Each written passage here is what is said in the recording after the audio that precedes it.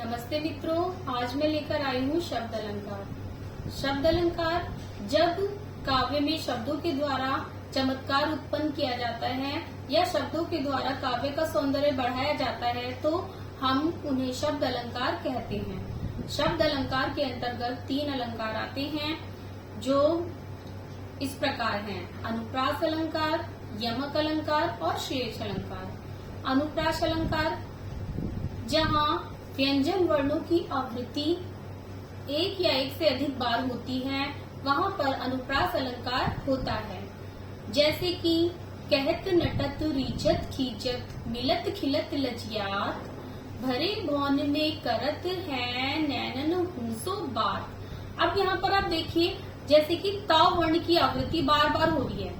जैसे आपको मैंने अभी बताया कि कहत नटत रीझत खींचत मिलत खिलत लजियात, तो ता वर्ण की आवृत्ति हो रही है। ये व्यंजन वर्ण है और व्यंजन वर्ण की जो आवृत्ति होगी वो शब्द के आरंभ में भी हो सकती है, मध्य में भी हो सकती है और बाद में भी हो सकती है। तो यहाँ पर क्या होगा? अनुप्रास अलंकार इसलिए होगा। इसका दूसरा उदाहरण भी हम देख सकते हैं, जैसे कि रघुपति राघव राजा राम। तो र वर्ण की आवृत्ति के कारण यहाँ पर अनुप्रास अलंकार है। अनुप्रास अलंकार के और भी उदाहरण देखे जा सकते हैं, जैसे कि कालिंदी कूल कदम्ब की डारण। तो ये था हमारा अनुप्रास अलंकार। अब हम करेंगे यमक अलंकार। यमक का अर्थ होता है युग्म अथवा जोड़ा। जहाँ पर एक शब्द 2 बार आए और दोनों शब्दों का अर्थ अलग अलग हो, वहाँ पर यमक अलंकार होता है। जैसे कि कनक कनकते सो गुनी मादक ता अधिकाए, या खाए बौराए जग वा पाए बौराए। तो यहाँ पर एक कनक का अर्थ है सोना और दूसरे कनक का अर्थ है धतूरा।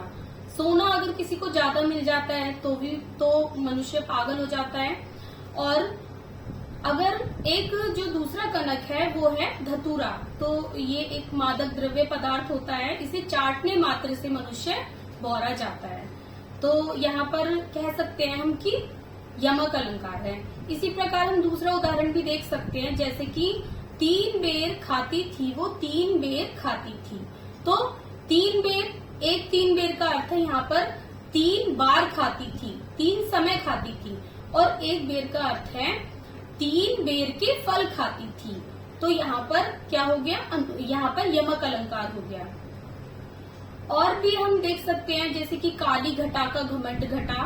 तो एक घटा का अर्थ है वर्षाकालीन बादल और दूसरी घटा का अर्थ है घटना।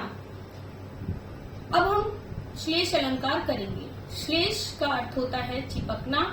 जहाँ पर एक शब्द एक बार आए लेकिन उसके एक से अधिक अर्थ हो, तो वहाँ पर श्लेष अलंकार होता है। जैसे कि मधुबन की छाती तो देखो सूखी इसकी कितनी कलियां। अब देखिए, जैसे कि कली, तो कली का एक कली का अर्थ तो है फूल बनने से पूर्व की स्थिति, और दूसरी कली का अर्थ है यौवन पूर्व की अवस्था अर्थात बच्चियां।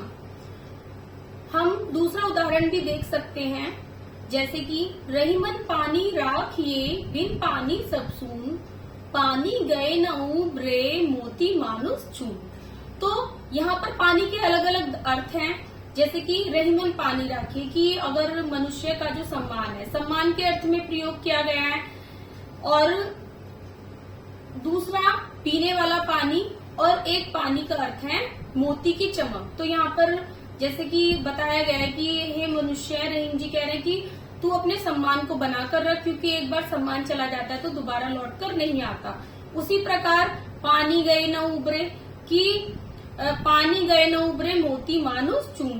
तो मोती की भी जो चमक होती है उसी से मोती की वैल्यू होती है।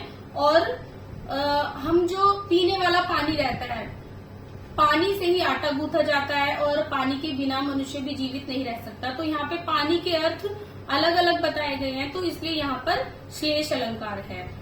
अगर आपको मेरी वीडियो अच्छी लगे तो लाइक करें, शेयर करें एंड सब्सक्राइब करना ना भूलें।